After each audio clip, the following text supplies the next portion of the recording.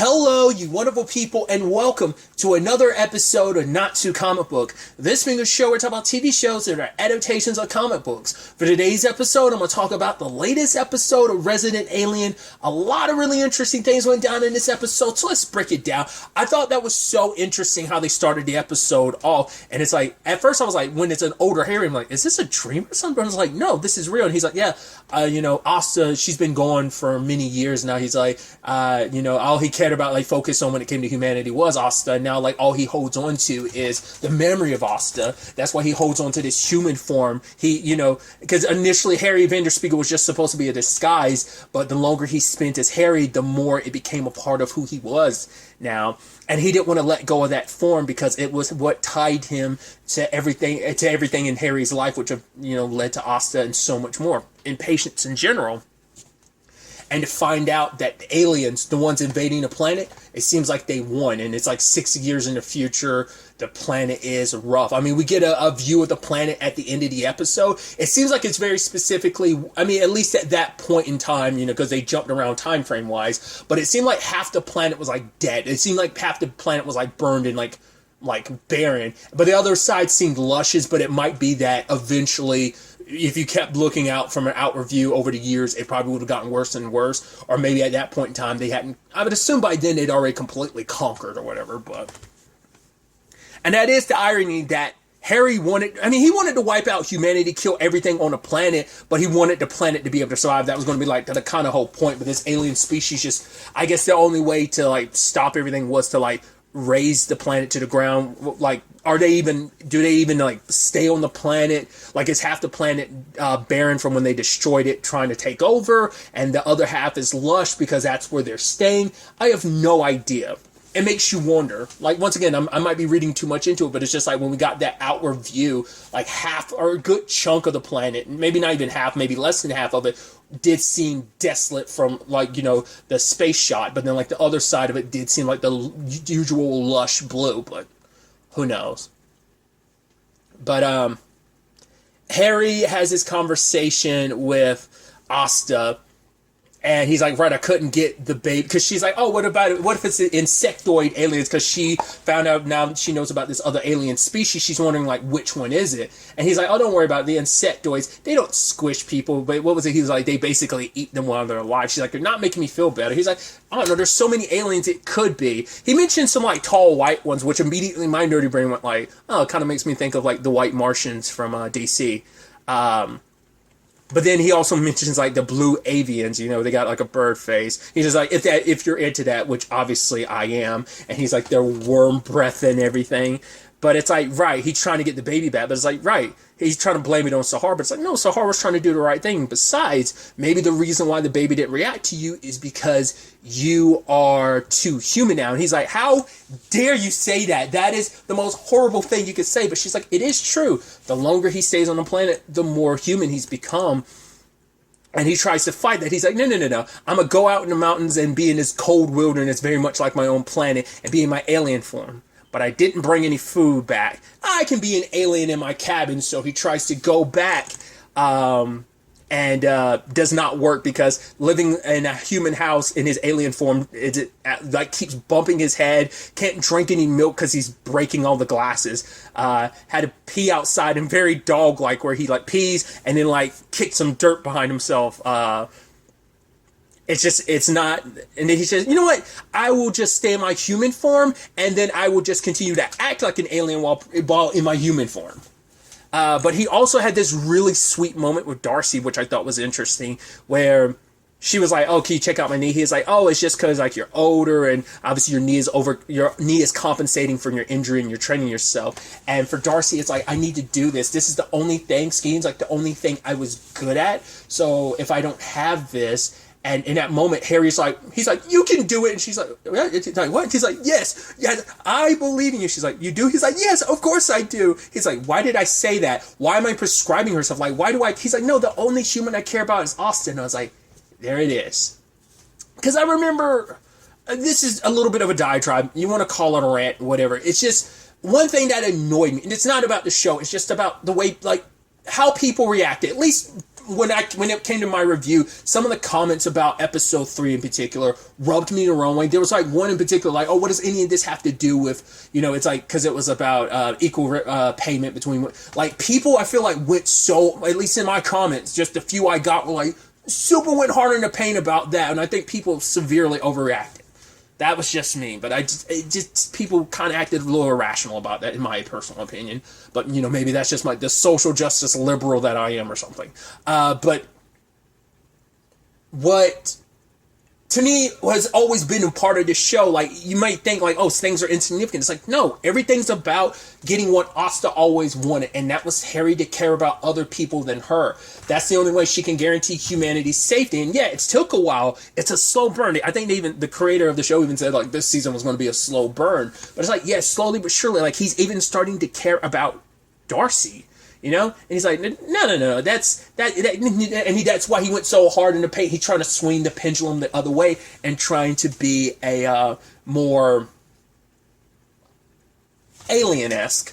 And so, later on trying to kidnap Sahara, who in turn is like, no, I'm adult napping you. And he's like, no, well then, we're not going to do what you want. She's like, but we are doing what we want. He's like, no, you're going to follow my lead. He's like, you're going to follow my lead in front. Like, the fact is that little girl runs circles around Harry. Because, I mean, let's face it, Max is kind of an idiot. So it's like, him and Harry are like two idiot peas in a pod. Sahara's got a good head on her shoulders.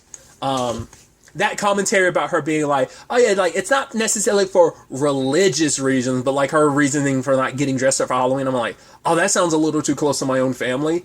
Like, I didn't have to worry about that. I was able to celebrate Halloween. Obviously, I just stopped doing it because I feel like, I don't know. Now, even as an adult, I probably wouldn't mind still doing it, but whatever. But, like, the fact is, I have family that are religious, so, like, they don't really fly with celebrating holidays and stuff. So, to me, I was like, that kind of hit a little close to home because I didn't have to worry about that. But I know family members, like, family that had, like, who have children, and it's like those kids won't be able to do that anymore because of where their family are, like, religiously speaking. So that scene in particular resonated with me, and I thought that was interesting. But either way, and once again, Sahara's having a good head on her shoulder. She immediately recognized, like, something's off about this lunch lady. The fact that she immediately recognized, like, she knew your name, and Max is like, yeah, but I'm pretty famous around here because of the whole taco thing. Like, because he broke the record for, like, eating the most tacos or something.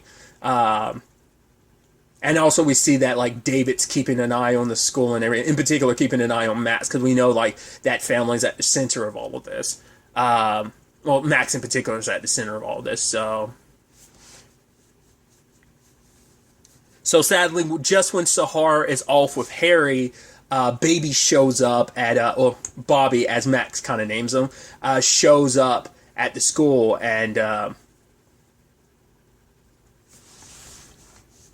eventually ends up getting kidnapped, which is horrendous. And, like, Sahara blaming her stuff. She's like, if I hadn't stopped for pizza, I don't know if that was Harry trying, I don't think it was. At first I was like, could have been Harry trying to, like, make her feel better, being like, no, I'm the one that wanted pizza. But it was like, no, him trying to still be in charge. She's like, I'm the one that wanted to stop for, he's like, no, I'm the one that wanted to stop for pizza. But then she was kind of feeling, like, down about it. And he was like, he tried not to, but he was like, it's okay. And she, like, hugged him and cried. And it's like, this human in particular you really didn't like. Even that line last episode, I think, isn't 100% true anymore. The whole thing of, like, no, I'm not, Max, I'm not your friend, you're my friend.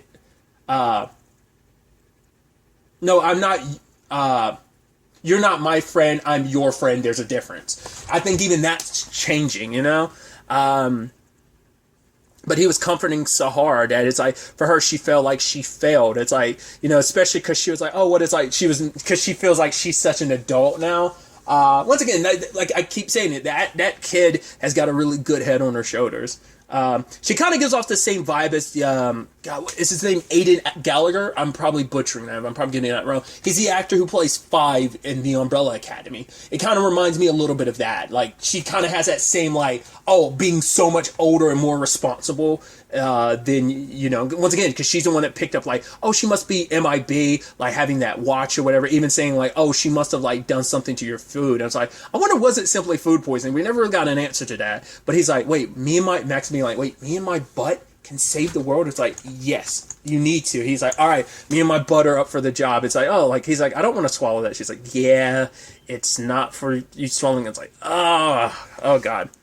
I've never had to deal with that. I've never had to take anything like suppositories or anything like that. So, I mean, maybe eventually it'll end up happening, but I've never had to. But yeah. We never got an answer to that. It was just kind of like maybe his stomach was upset, or maybe they actually did track him. To be fair, they kind of didn't need to, because they got surveillance, so they knew about the RV and stuff already. David already knew about it, so he knew where to kind of set things up using Sahara's voice to bring the baby back. I was like, man, because all he had to do was do facial recognition, saw that it was the body, the baby took on the form. Which, even saying baby makes me feel weird, because it's like you're a shapeshifter and stuff like that. My nerdy brain makes me think of like Baby from Dragon Ball GT. Like, that's what immediately kept popping in my head when I kept saying baby over and over again. And just that's the first like reference that kind of came to my head. Either way. So I just thought that was all fascinating. But some other like elements and storylines kind of mix into this. Obviously, at the heart of all of this, Mike and Liv, which I love Liv. It's like, oh yeah, I want to make she's like, yeah, I wonder, like, you know, maybe they'll make it like a biopic about me or something like that. Mike's like, oh yeah, and it'll be about him meeting Bigfoot, but he's like, I'm the one that teach Bigfoot English, and Bigfoot teaches me how to play a guitar or something like that. And she's like, wow, I love that this is my biopic, but you kind of made it all about you. He's like, no, come on. I mean, that's what people want to see, is like me and Sasquatch like duetting or something like that. And even him being like, oh yeah, and I have a plucky partner who is smart but kind of bumps into a lot of stuff. And you see what I did there? I said she, because I'm all about equal rights and stuff. And she's like, yep, you're so progressive. It's actually interesting. Once again, my brain works in an interesting way. The actress who plays Detective Torres, I think it's fascinating that obviously there's a whole also subplot about like stopping like the renovations or the resort that Ben wants to get built in Patience.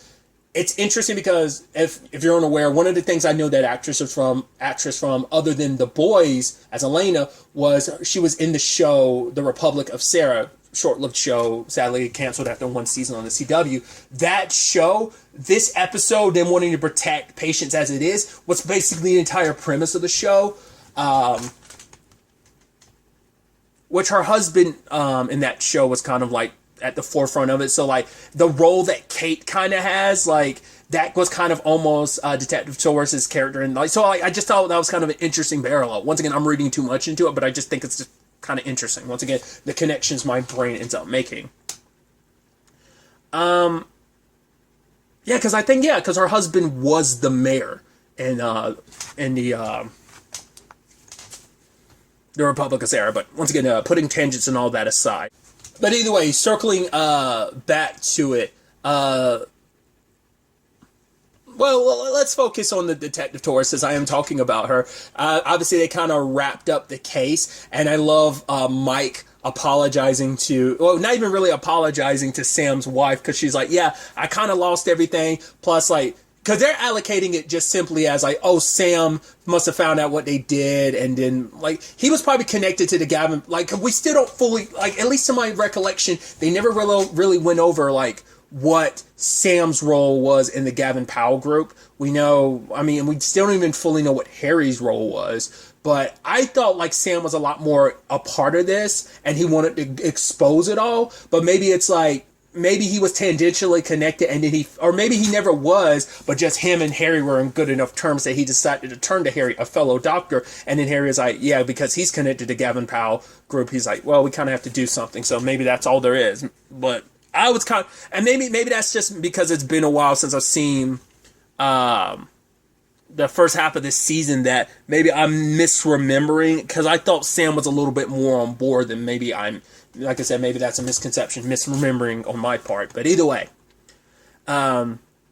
but now because of what it is, the FBI is getting involved, and they're like, yeah, a lot of people are going to get fired and potentially go to jail. But I'm like, sadly, you kind of go like, you kind of get the feeling like that's probably not going to happen when you're dealing with a big corporation. Those are the type of people that have multiple lawyers, multiple high-priced lawyers to kind of cover their asses. So I'm like, I don't think that's going to work out the way you planned it to.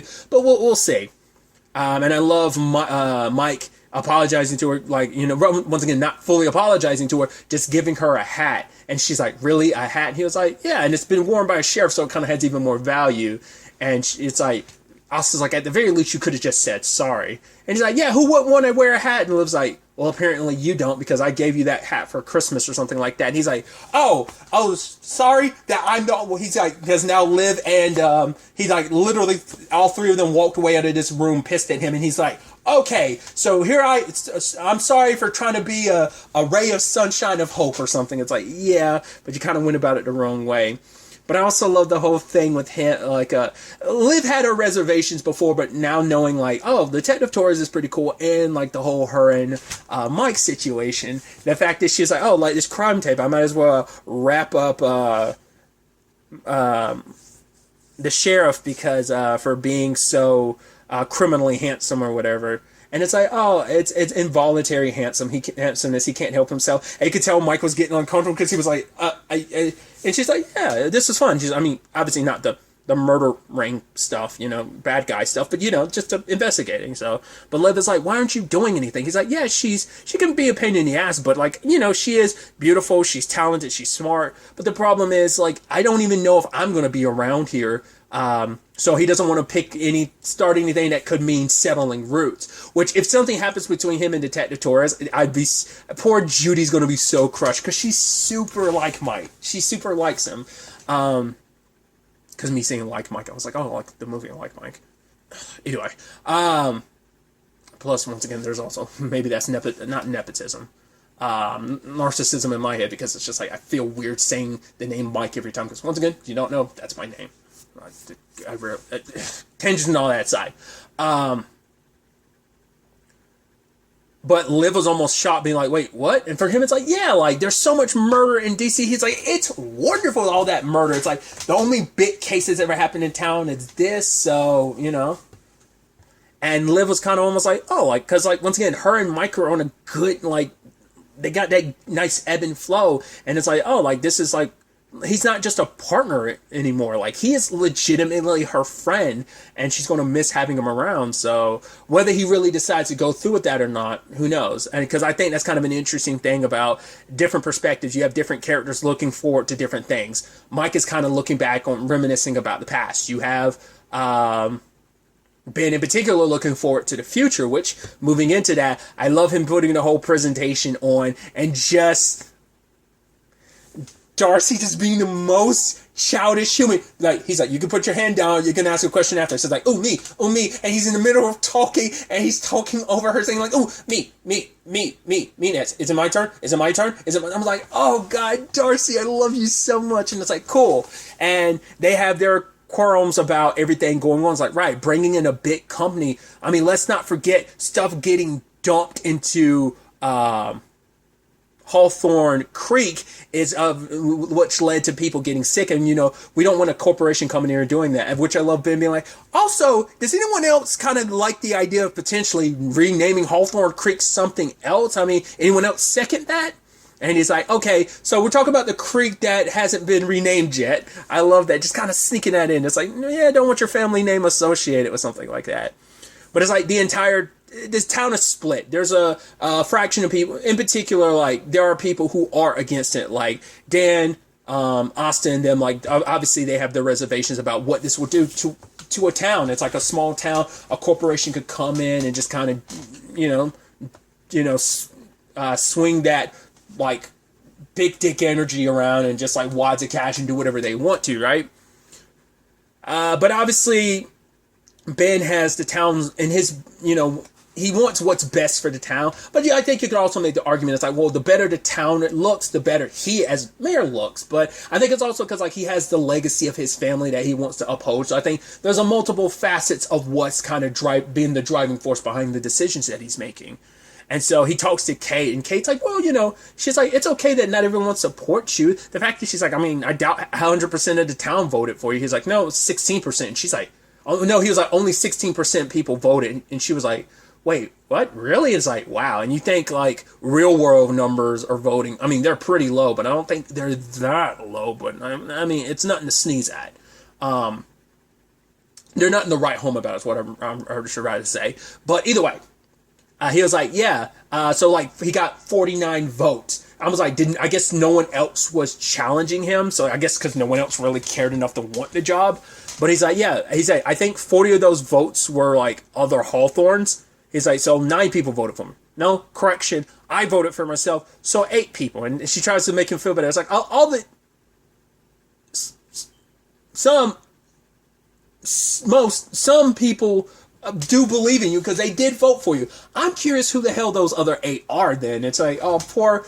And that's also the thing too. Ben has zero confidence, which Ellen does the most dickish thing later, showing up as him for Halloween in front of his face and doing the best imitation ever. I'm like, you're such a terrible person. And you just like stroll in his house. It's like, oh no, we don't want candy. We want beer and all this other stuff. I'm like, how are you just going to roll in my place like that and just do whatever you want?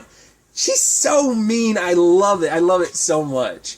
And seeing her again and pop in, from time to time, it just makes me sad that like Why the Last Man got canceled. Because if you don't know, she was also in Why the Last Man as Dr. Allison. And it was like, oh, that's such a bummer. Because like she kind of played she was warming up, but she kind of played an asshole in that show as well. But I think Ellen's worse than Allison in some regards. So either way, but I thought it was really sweet when the ladies took Kate out, because Kate was being very supportive of Ben when it came to all of this, but they showed her like, right, the renovations and like the changes, the resort coming here would kind of take a little bit of who we are away, our history, being like all this, like this piece of wood under this bridge. It's like everyone signed it, including Ben. It's like, oh yeah, this is where Ben lost his virginity. It's like, really? And then Kate and Darcy look at each other. It's like, yeah, let's not talk about that. Yeah, let's forget about that. And Kate even signing in because she didn't realize like how much she would be taken away from this town, because even she herself that's why she said the whole Darcy thing hit her so hard, because she like felt like her and Darcy were becoming friends. She doesn't really connect with too many people, so like having a night out and stuff like that with the ladies, like it felt good to be a part of things. And now signing her name to that piece of wood, it makes her feel like right. And she even signed it right beside Ben's name, of course, which was really sweet. But it's like, right, she feels a part of this community now. So it's like, right, I never realized like how much I would be taking away from it, because even like, yeah, Dan, like a snowstorm had hit or something like that, and like power was out, but Dan was still like had his doors open to people, that he would make sure no matter how late it is, he might not be open 24/7, but an unwritten rule is no one goes hungry in this town. And it's like, that is a beautiful thing. So it's going to be interesting to see what happens going forward, because Kate and Ben have had their issues recently, and now they were kind of on the same page. She was kind of backing him up. Now she's kind of pulling back, and he seems he's all for this because he legitimately does believe it is for the betterment of the town. But then there's also probably going to be the thing of, well, when it's all said and done, like, are you 100% doing this for everyone's benefit or not? Do you have once again your own like personal stuff that you want a victory so much that you're willing to go this far? And questions like that I think are going to end up popping up, and making Ben probably have to reevaluate his reasons for doing all of this. But circling back, Harry giving that emergency message to Asa. She's like, you sit you sent 911 and then a whole bunch of other gibberish. What was that about? He's like, oh, and he explains everything. He's shorthand. It's like, this ain't the type of message you shorthand. First and foremost, you could have left a voicemail at the very least or something like that. But yeah, explaining everything about the baby being taken is like, yeah, I'm going to go kill those men in black and get the baby back. But then also he hasn't really been paying attention to Harry's mail because he's not interested in it unless it's coupons. And Goliath's girlfriend, wife, Asa said her name and I'm blanking on it now, had sent over an art book of Goliath's.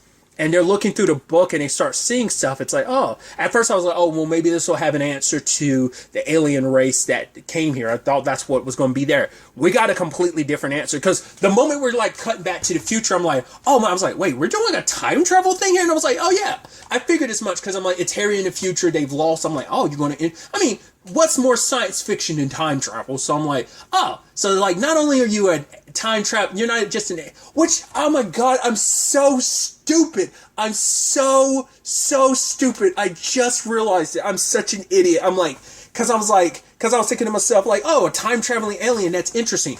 Who else is in the show, Michael, you big dumb idiot? Linda Hamilton. Oh, what time traveling franchise is she a part of? The freaking Terminator. I was like, oh, I feel so stupid for not even putting that together. Like having a time travel element to the show with someone who's been a part of a time traveling franchise. Oh my God, I feel so stupid for not figuring it out, even correlating that until just now. I feel like a goddamn idiot. Either way, I thought that was so interesting, and especially as they kept like passing more time. It's like, all right, it's 60 years later.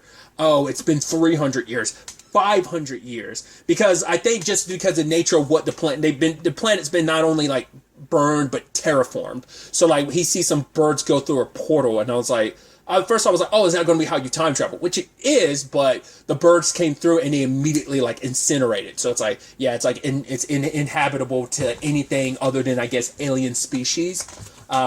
Maybe it's not even necessarily just Harry's, like people just by like all aliens can survive, or just maybe just like the natural state of their alienness can like tolerate what the planet's been turned into. But I love that thing at the end where Goliath was almost when they see the book and like Asa's like, wait, this was us, but we were the only ones there. I think it was like it was after the whole Jimmy situation. So basically it was like the first episode or something like that. And it's like she's like, we were the only ones there. So how did Goliath? And I was like, oh, Goliath is from the future. So I was like, oh, Goliath must know everything. I was like, oh, so that book has like the future written to some extent, but it's like, no.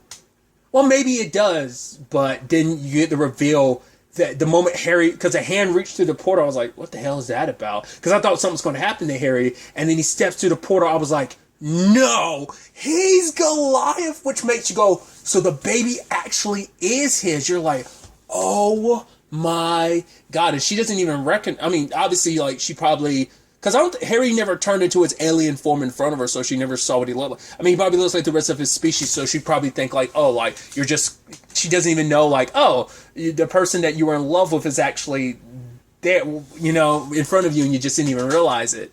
Oh my God.